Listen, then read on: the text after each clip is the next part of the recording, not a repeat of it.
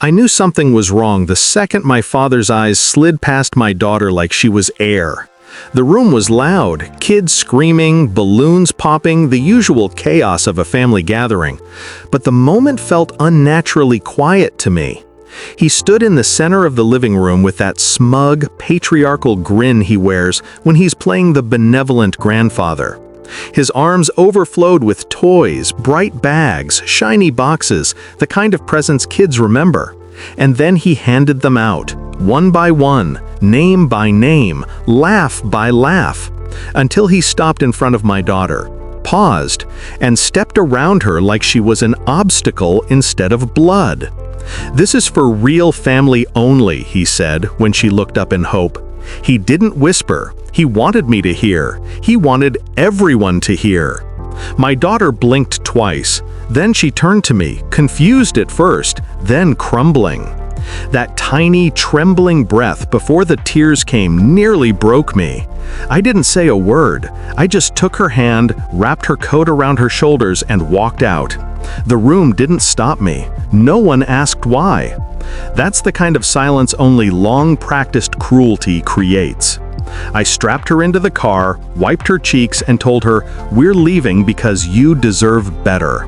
And for the first time in years, I meant it. That night my father texted, "Don't come around anymore." I replied, "Perfect, so you won't need my money then." 10 minutes later, the family group chat exploded like a bomb. But that wasn't the beginning. It was the final spark. There was a time when he treated me like a son worth having. I didn't realize then that his affection had terms and conditions. I thought the late-night talks, the advice, the half-formed moments of fatherhood meant something. But looking back, every warm gesture was transactional. Every compliment was a calculation.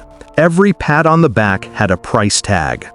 When I started doing well, really well, he changed. Subtly at first. A joke about my fancy salary. A comment about how some people forget where they come from. A pause when I paid the restaurant bill, like he expected it. I missed the signs because children grow up believing their parents' flaws are normal. But then the requests began. A loan here, a help out your family there. He framed them as obligations disguised as love. I told myself I was doing the right thing. But he stopped thanking me, and started depending on me, and finally, expecting me. The first undeniable betrayal came a year ago. A cousin accidentally let it slip during dinner. Uncle said, "You only give money to feel important." I remember the way my father's fork froze mid-air, the way my mother looked away, the way the room shifted to a cold, heavy stillness. That was the moment it hit me. He'd been poisoning the family against me, taking my money with his left hand and stabbing me with his right. After that, I watched. Quietly. I noticed how he bragged about supporting the family, things I paid for. How he dismissed my daughter's milestones but praised every distant relative with a pulse. How he invited everyone to my home without asking, then complained after they left. The pattern was unmistakable. I was useful, but I was not valued. And my daughter?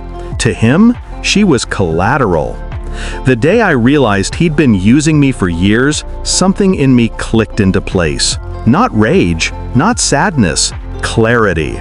If he wanted to treat me like a resource rather than a son, then I would stop being a resource. Cold, simple, clean. I gathered receipts, bank transfers, screenshots of messages, every proof of what I'd paid over the years, quietly constructing my case. Not legally, morally. If he wanted to choose disrespect, then he could also live with the loss that came with it. I waited for the right moment to make it clear. He handed it to me at my niece's party.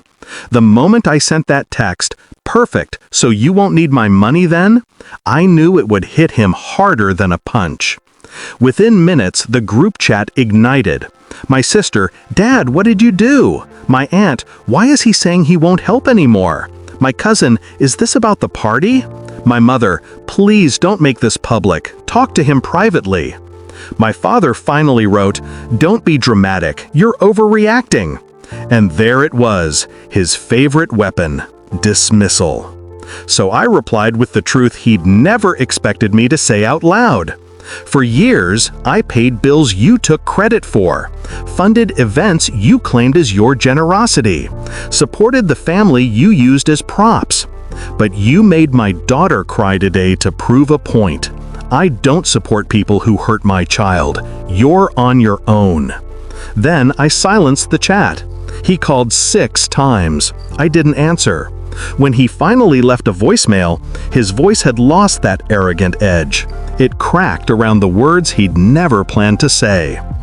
I didn't think you'd actually walk away. That was the moment he realized the truth. I had stopped being his son long before this day. He just never noticed.